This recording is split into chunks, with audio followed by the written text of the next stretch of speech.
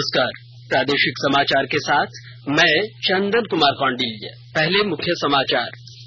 केंद्र सरकार ने कहा है कि मौजूदा खरीफ मौसम में न्यूनतम समर्थन मूल्य के तहत 50,000 करोड़ रुपए से अधिक की धान खरीद से 22,84,000 किसानों को लाभ पहुंचा है।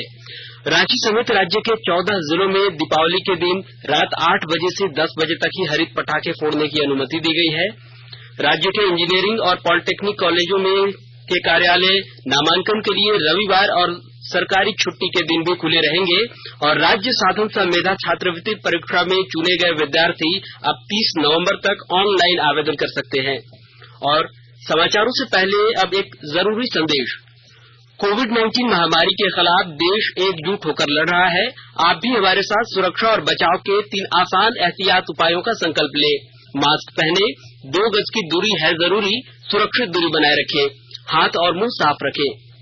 और अब समाचार विस्तार से। केंद्र सरकार ने कहा है कि मौजूदा खरीफ मौसम में न्यूनतम समर्थन मूल्य के तहत 50,000 करोड़ रुपए से अधिक की धान खरीद से 22,84,000 किसानों को लाभ पहुंचा है। कृषि मंत्रालय ने कहा कि पंजाब, हरियाणा, उत्तर प्रदेश, तेलंगाना, उत्तराखंड, तमिलनाडु, चंडीगढ़, जम्मू कश्मीर, केरल, गुजरात और आंध्र प्रदेश से 268 लाख टन धान की खरीद की गई है। मंत्रालय ने बताया है कि इसमें से 189 लाख टन धान की खरीद पंजाब से की गई है, जो कि कुल खरीद का 70% से अधिक है। मंत्रालय ने कहा कि मूल्य समर्थन योजना के अंतर्गत तमिलनाडु, कर्नाटक, महाराष्ट्र, तेलंगाना, गुजरात, हरियाणा, उत्तर प्रदेश, ओडिशा, राजस्थान और आंध्र प्रदेश से खरीफ विपणन मौसम के दौरान 45 लाख टन से अधिक दालों और तिलहनों की खरीद के लिए भी मंजूरी दी गई थी। प्रधानमंत्री नरेंद्र मोदी ने कहा है कि आत्मनिर्भर भारत पैकेज समाज के सभी वर्गों की सहायता के लिए सरकार के प्रयास जारी रखने पर केंद्रित है। श्री मोदी ने एक ट्वीट में कहा कि पैकेज से रोजगार के अवसर उत्पन्न करने और संकटग्रस्त क्षेत्रों को राहत पहुंचाने में मदद मिलेगी। उन्होंने कहा कि इससे नकदी का प्रवाह सुनिश्चित किया जा सकेगा और विनिर्माण क्षेत्र को बढ़ावा मिलेगा। प्रधानमंत्री ने कहा कि पैकेज रियल एस्टेट क्षेत्र में नई जान डालने और किसानों की सहायता करने में सहायक होगा। इधर प्रधानमंत्री नरेंद्र मोदी ने आज गुजरात और राजस्थान में 2 आयुर्वेद संस्थानों का उद्घाटन किया। इस मौके पर प्रधानमंत्री ने कहा कि कोरोना काल में आयुर्वेद की परंपरा ने देशवासियों को लाभ पहुंचाया है। कोरोना काल में हल्दी समेत अन्य चीजों ने इम्यूनिटी बूस्टर का काम किया है। उन्होंने कहा कि कोरोना काल में आज दुनिया आयुर्वेद को लेकर कुछ नया जानना चाहती है और इस बारे में रिसर्च कर रही है। प्रधानमंत्री ने कहा कि देश में वैक्सीन पर ट्रायल चल रहा है। साथ ही दुनिया के करीब 100 से अधिक स्थानों पर आयुर्वेद की औषधि को लेकर रिसर्च चल रही है। उन्होंने कहा कि भारत के पास आरोग्य से जुड़ी बहुत बड़ी विरासत है, लेकिन ये ज्ञान ज्यादातर किताबों में और थोड़ा बहुत दादी नानी के नुस्खों में ही रहा है। इस ज्ञान को आधुनिक आवश्यकताओं के अनुसार विकसित किया जाना आवश्यक है। मुझे विश्वास है कि हमारे साझा प्रयासों से आयुष नहीं बल्कि आरोग्य का हमारा पूरा सिस्टम एक बड़े बदलाव का साक्षी बनेगा। पीएम ने कहा कि बदलते समय के साथ आज सरकार इलाज की अलग अलग पद्धतियों के इंटीग्रेशन के लिए एक के बाद एक महत्वपूर्ण कदम उठा रही है। इसी सोच ने आयुष को देश की आरोग्य नीति का अहम हिस्सा बनाया है। India post payment bank IPPB ने डाकिये के जरिए डिजिटल जीवन प्रमाण पत्र जमा कराने की सेवा सफलतापूर्वक शुरू की है। इससे पेंशन पाने वाले व्यक्ति घर बैठे ऑनलाइन जीवन प्रमाण पत्र जमा करा सकते हैं। इस सुविधा का शुभारंभ नवंबर 2014 में प्रधानमंत्री नरेंद्र मोदी ने किया था। इस सुविधा को देश भर में उपलब्ध कराने के लिए पेंशन और पेंशन धारक कल्याण विभाग ने इंडिया पोस्ट पेमेंट बैंक के साथ मिलकर डाकियों और ग्रामीण डाक सेवकों के विशाल नेटवर्क की सेवाओं का लाभ उठाने की योजना बनाई है। इससे घर घर जाकर पेंशन धारकों से डिजिटल जीवन प्रमाण पत्र हासिल करने की सुविधा शुरू की गई है। राज्य में पिछले कुछ सप्ताह से कोविड-19 संक्रमण के प्रतिदिन आ रहे मामलों की तुलना में स्वस्थ हो रहे लोगों की संख्या बढ़ी है। इसलिए स्वस्थ होने की दर में लगातार बढ़ोतरी दर्ज की जा रही है। यह दर 95.32% हो गई है। झारखंड में कोविड-19 के अब तक 1,05,493 मामले सामने आए हैं, जबकि इसमें 1,09,08 संक्रमित स्वस्थ हो चुके हैं। स्वास्थ्य विभाग से जारी रिपोर्ट के अनुसार अब राज्य में केवल 3,618 मामले ही सक्रिय हैं, जिनका विभिन्न कोविड सेंटर या होम आइसोलेशन में इलाज चल रहा है। गुरुवार को राज्य में 269 नए संक्रमित मिले थे। रांची में 65 लोग कोरोना पॉजिटिव पाए गए थे। राज्य में अब तक कुल मिलाकर 270 लोगों की मौत हुई है।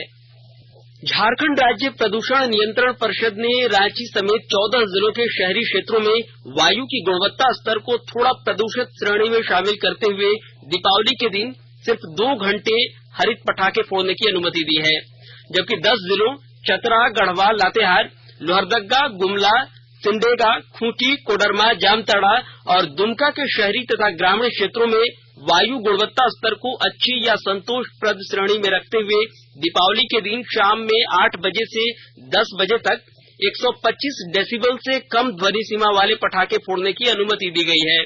राज्य के जिन जिलों के शहरी क्षेत्रों को थोड़ा प्रदूषित श्रेणी में रखा गया है, उनमें रांची, रामगढ़, बोकारो, पलामू, पूर्वी सिंहभूम, पश्चिमी सिंहभूम, सरायकेला खरसावां, हजारीबाग, गिरिडीह, धनबाद, देवघर, गोड्डा, पाकुड़ और साहेबगंज शामिल है।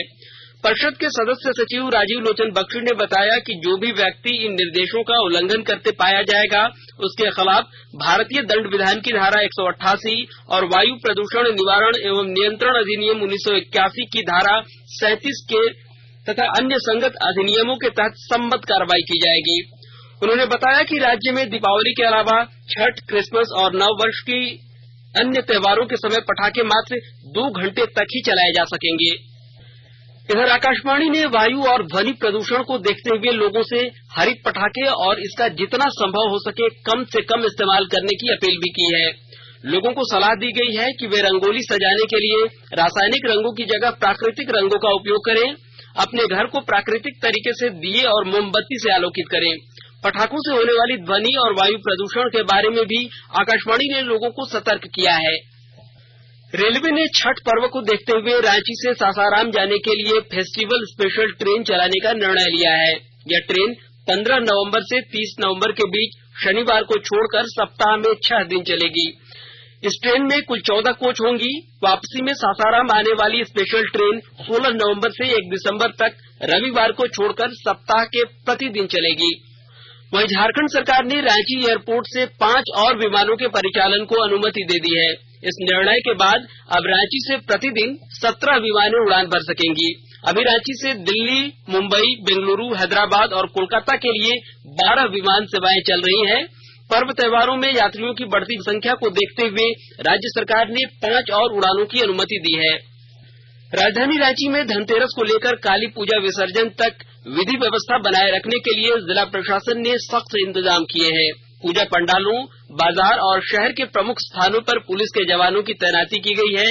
पुलिस के 36 बाइक दस्तों में शहर में पेट्रोलिंग करेंगे।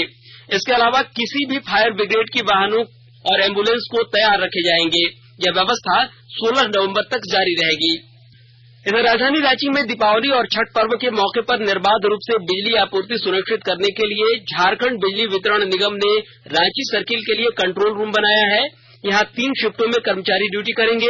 वहीं गुरुवार को सभी सब स्टेशनों में कर्मचारियों के लिए विशेष सत्र चलाया गया है। इस दौरान कर्मचारियों को सुरक्षा के लिए हेलमेट, बेल्ट और हैंड ग्लव्स पहनने को आवश्यक बताया गया है। निगम ने लोगों को शिकायत दर्ज कराने के लिए कार्यपालक अभियंताओं के मोबाइल नंबर जारी किए हैं। आकाशवाणी के ताजा तरीन समाचारों के लिए आप हमारी वेबसाइट newsonair.com पर लॉग इन कर सकते हैं। ताजा समाचार Twitter handle @AIR News Alerts और Facebook page all India radio news पर भी उपलब्ध है। आप प्रादेशिक समाचार एकांश के Twitter handle @AIR News _Ranchi और Facebook page AIR News Ranchi के अलावा YouTube channel regional news unit Ranchi पर भी हमारे बुलेटिन को सुन सकते हैं। प्रादेशिक समाचार आप आकाशवाणी रांची से सुन रहे हैं और अब पेश है कोरोना से बचाव के कुछ संदेश।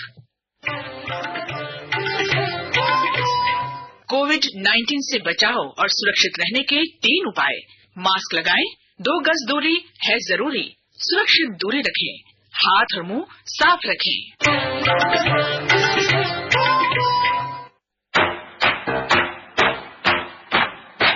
चलो मिलकर इसे शुरुआत करें, चलो एक साथ आज करें, मास्क नहीं तो टोकेंगे, कोरोना को रोकेंगे।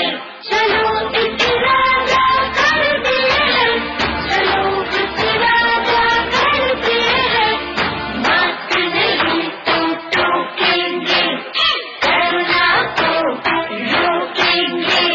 भारत सरकार द्वारा जनहित में जारी। प्रादेशिक समाचारों में आपका एक बार फिर से स्वागत है। राज्य के इंजीनियरिंग और पॉलिटेक्निक कॉलेजों के कार्यालय नामांकन के लिए रविवार और सरकारी छुट्टी के दिन भी खुले रखने का आदेश उच्च शिक्षा और कौशल विभाग ने दिया है। जानकारी हो कि AICTE के निर्देशों के अनुसार 30 नवंबर तक नामांकन की प्रक्रिया पूरी कर ली। राज्य के 17 इंजीनियरिंग और 41 पॉलिटेक्निक कॉलेजों की 1800 सीटों पर विद्यार्थियों का नामांकन होना है। राज्य के तकनीकी शिक्षा निदेशक अरुण कुमार द्वारा जारी किए गए आदेश में अवकाश के दिन काम करने वाले शिक्षकों और कर्मचारियों को अलग से क्षतिपूर्ति अवकाश देने की बात कही गई है। राज्य साधन सह मेधा छात्रवृत्ति परीक्षा में चुने गए विद्यार्थी अब 30 नवंबर तक ऑनलाइन आवेदन कर सकते हैं। झारखंड के 1552 विद्यार्थियों का चयन हुआ है।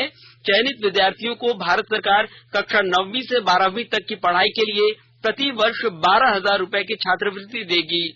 चयनित विद्यार्थियों को नेशनल स्कॉलरशिप पोर्टल पर आवेदन करना होगा। जो चयनित विद्यार्थी आवेदन नहीं करेंगे उन्हें छात्रवृत्ति नहीं मिलेगी।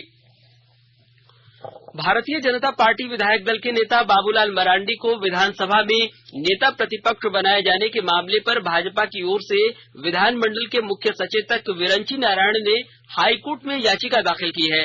भाजपा के प्रदेश अध्यक्ष दीपक प्रकाश ने बताया कि बाबूलाल मरांडी को नेता प्रतिपक्ष बनाए जाने के मामले में हो रहे विलंब को देखते हुए पार्टी ने हाईकोर्ट में फरियाद की है। 19 नवंबर को मनाए जाने वाले विश्व शौचालय दिवस के मद्देनजर रामगढ़ जिले में विभिन्न गतिविधियों के माध्यम से लोगों को जागरूक करने का प्रयास किया जा रहा है। इसके लिए स्वच्छ भारत मिशन ग्रामीण की तरफ से पूरे राज्य में 12 से 19 नवंबर तक जागरूकता अभियान चलाया जा रहा है। झारखंड के रामगढ़ जिले के पेयजल एवं स्वच्छता विभाग के कार्यपालक अभियंता राजेश रंजन के निर्देश पर वीडियो कॉन्फ्रेंसिंग के माध्यम से जिला स्तरीय कार्यशाला का आयोजन कराया गया। पेश है हमारे संवाददाता की रिपोर्ट। विश्व शौचालय दिवस के अवसर पर रामगढ़ जिले में विभिन्न गतिविधियों के माध्यम से लोगों को जागरूक करने का प्रयास किया जा रहा है। इस अवसर पर स्वच्छ भारत मिशन ग्रामीण के द्वारा पूरे राज्य में 12 नवंबर से 19 नवंबर तक जागरूकता अभियान चलाया जा रहा है। इस अभियान के पहले दिन जिले के कार्यपालक अभियंता पेयजल एवं स्वच्छता विभाग श्री राजेश रंजन के निर्देश पर वीडियो कॉन्फ्रेंसिंग के माध्यम से जिला स्तरीय कार्यशाला का आयोजन किया गया। कार्यशाला में जिला स्तर के पदाधिकारी, सभी प्रखंड समन्वयक एवं सोशल मोबिलाइजर्स ने भाग लिया। कार्यशाला के दौरान कार्यपालक अभियंता ने इस अभियान में आयोजित होने वाले विभिन्न कार्यक्रमों की विस्तार पूर्वक जानकारी दी एवं अधिक से अधिक लोगों को इस अभियान से जोड़ने हेतु अपील की। इस क्रम में उन्होंने बताया कि जागरूकता अभियान के अंतर्गत ग्रामीण स्तर पर लोगों को व्यक्तिगत शौचालय, सामुदायिक शौचालय एवं स्वच्छता के बारे में विभिन्न गतिविधियों एवं कार्यक्रमों के माध्यम से जागरूक किया जा रहा है। कौशल किशोर तिवारी, आकाशवाणी समाचार, रामगढ़। 7वीं वेतनमान को लेकर रांची नगर निगम के कर्मचारी 29 नवंबर से अनिश्चितकालीन हड़ताल पर चले जाएंगे। राज्य नगर निगम कर्मचारी संघ ने कल नगर आयुक्त को इस संबंध में ज्ञापन सौंपा।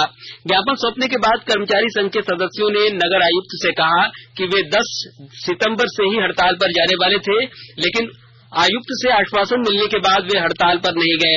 अब नवंबर माह में भी हमारी मांगे पूरी नहीं की गई हैं, इसलिए हमारे पास हड़ताल पर जाने के अलावा कोई विकल्प नहीं बचा।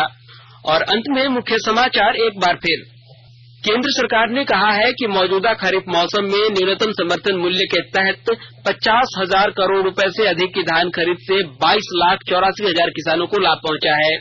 रांची समेत राज्य के 14 जिलों में दीपावली के दिन रात 8 बजे से 10 बजे तक ही हरित पटाखे फोड़ने की अनुमति दी गई है। राज्य के इंजीनियरिंग और पॉलिटेक्निक कॉलेजों के कार्यालय नामांकन के लिए रविवार और सरकारी छुट्टी के दिन भी खुले रहेंगे। और राज्य साधन सह मेधा छात्रवृत्ति परीक्षा में चुने गए विद्यार्थी अब 30 नवंबर तक ऑनलाइन आवेदन कर सकते हैं। इसके साथ ही आकाशवाणी रांची से प्रादेशिक समाचार का यह बुलेटिन समाप्त हुआ। नमस्कार। घर में रहिए, सुरक्षित रहिए और सुनते रहिए आकाशवाणी।